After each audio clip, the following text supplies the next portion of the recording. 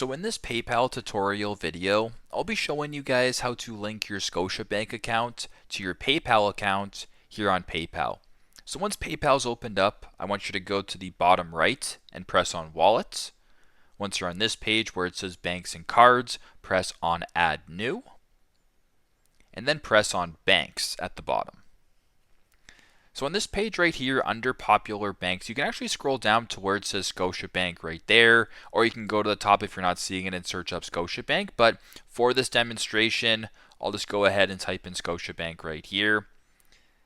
Now on this page, it's going to redirect you to a Scotiabank login where you can type in your username or your card number and your password and go ahead and press agree and link at the bottom to proceed with the linking of your Scotiabank account. So that is how to link your Scotiabank account to your PayPal account here on PayPal.